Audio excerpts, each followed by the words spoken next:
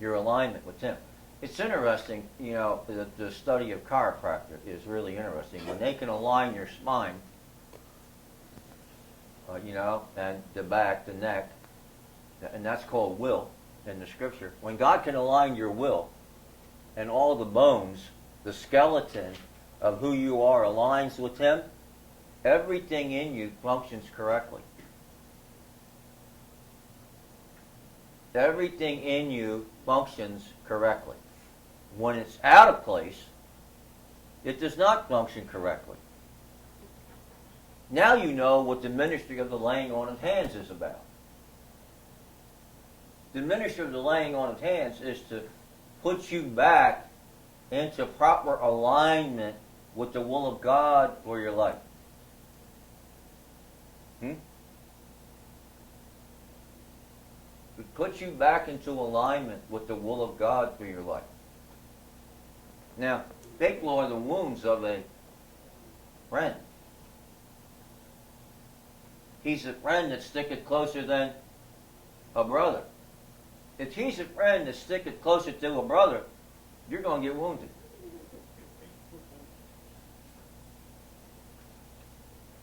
All those who want to sign up to the ministry of being wounded, can I see your right hand, please? That's what I thought. Nobody. So you start saying, well, I thought.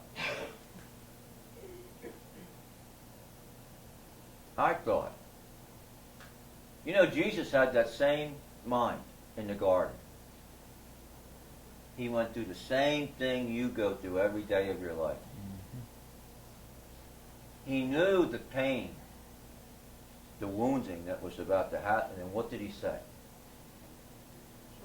Father, let this cup pass from me. But, nevertheless, let thy will be done. Did you ever wonder why that's in the Our Father? Our Father which art in heaven, hallowed be thy name. Thy kingdom come. Wound me.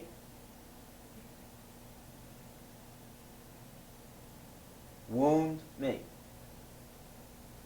Now you think a wound is, somebody cut you with a knife and you're seeing blood gush everywhere. Well, what happens when your ego becomes bruised? Have you not just been wounded? Huh? What happens when your self-esteem crosses over in the ego and God's got to make a readjustment and, put a pin in your head? You ever seen a balloon? You blow up and you don't tie a knot in it, you let it go. What does it do?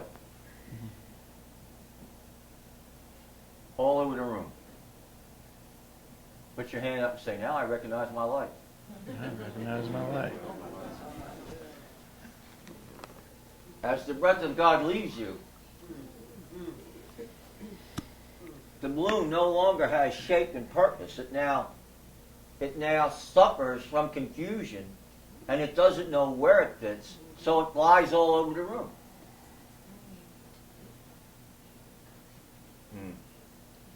You got that picture now, right? Now you think it's cute when you put the helium in your mouth and start, you talk funny. Which is okay. Alright? Which is okay. But what happens when the breath of God leaves? The Ruah.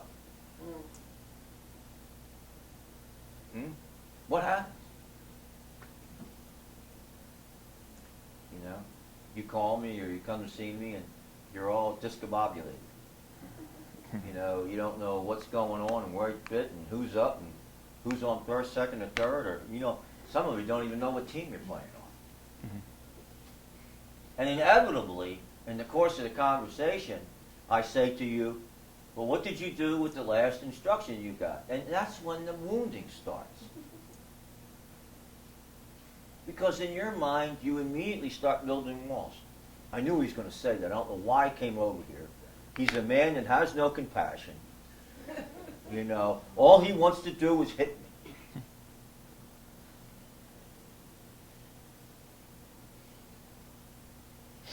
Well, God only disciplines those that he loves. You just don't know love that way. Let me give you the definition of love, of hate. This will kill you. Let me give you everything you want, when you want, how you want, as much as you want, and when you get 18 or 19, throw you out. And say, okay, you're on your own. It's up to you now. You do it. You got it. I did what I was supposed to do. I was a good mom. I was a good dad. Now get out. That's the epitome of hate.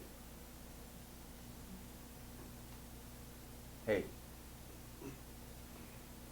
Love is responsible for what it raises. Love takes the accountability for what it gives birth to. Yeah. What it gives birth to. So, all of a sudden, Adam doesn't show up. He misses an appointment. No, he misses a date with God.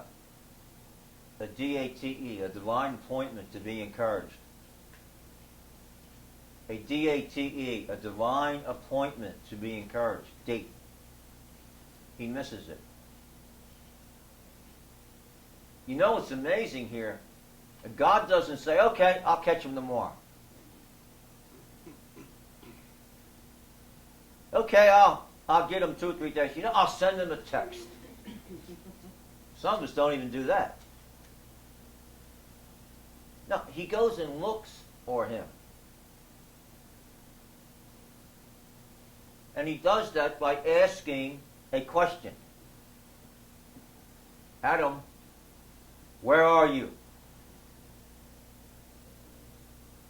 When God asks you a question, he is saying to you, where are you? Now, there's no greater place to be. I love it when God starts asking me questions. Because he's saying to me, where are you? Because where you are, I want to be. Invite me to come to where you are. Now, here's another wound. Then your pride gets all, you get all hormonal. That's the term I'll use. I call it a PA, but you get hormonal. Well, you're God. You know where I'm at. How about if I just said, excuse me? You're supposed to be God. You know where I'm at.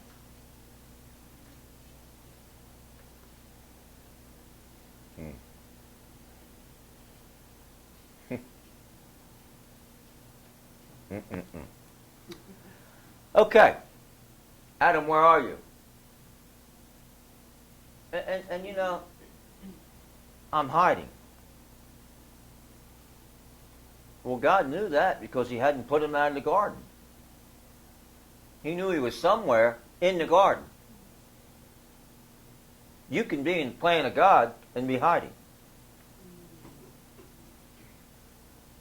That's why some of you think you're okay. You think you're okay because you're in the plan of God, but you're hiding. I'm okay. I mean, I go to fellowship twice a week, I hear the prophet, I listen to it, and oh my God, we get such good stuff shared with us.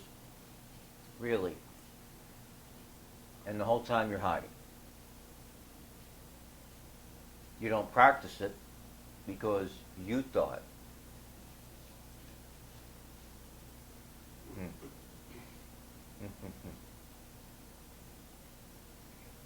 And then he asks another question. He doesn't even entertain the I'm hiding thing. See, man wants to take God down a thought. He doesn't even go down that thought with you because you're a legend in your own mind. That's called a stronghold. You're a legend in your own mind. He says, did you eat of the tree? No, we're not going down there. Amazing what I've learned over the years in counseling and talking to people. People come to me, I ask them what they did with the last instruction. They immediately want to take me down the path of reasoning as to why they didn't practice what they were told.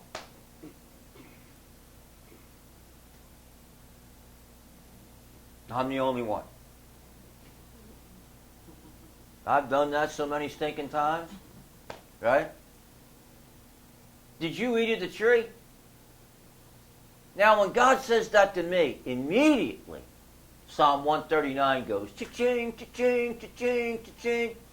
Search me, O God, and know my heart. Because immediately, this is what I hear. Jack, are you telling me that you have a better idea, a better instruction, and a better solution? Now, what do you think my answer to that is? Well, it kind of humbles me.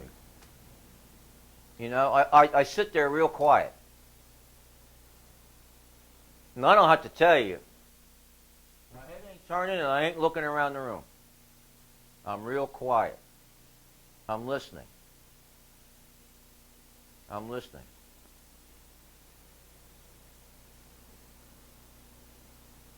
And he's not saying anything. So I'm just listening. So when the silence kills me, I said, I got an idea. I'll cast some blame. I'll cast some blame. So I say, well, it's all Linda's fault, God. It's not mine, it's hers. It's this you gave me, or that you gave me, or this came up, and that came up, and I didn't have time, and I couldn't, and I wouldn't, and I...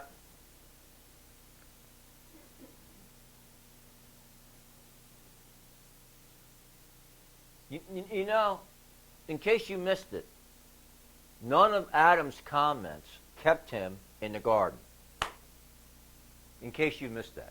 In case that's news to you, that's the news flash of the day. None of what Eve had to say kept him in the garden. Definitely nothing that the snake said. Snake's right there. Yeah. The snake is right there, laughing. Go ahead, tell him what you know. Impress him. When you tell God that you know more about a situation and a circumstance or an individual than he does, what are you telling him? Come on, I'm serious. What are you saying to him?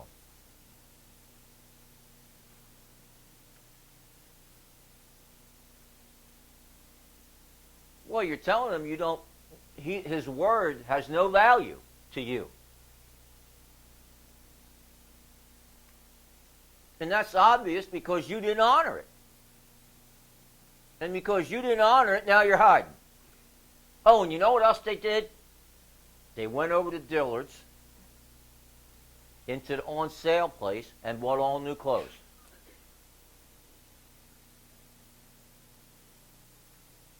They took the leaves off the fig tree.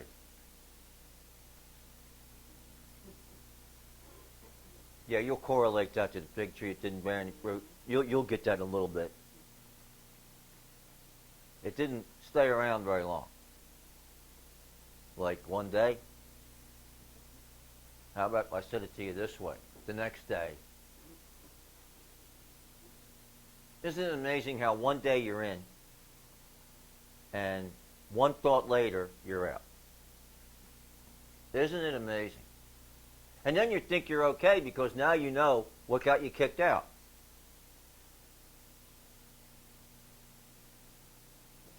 That didn't keep them there either.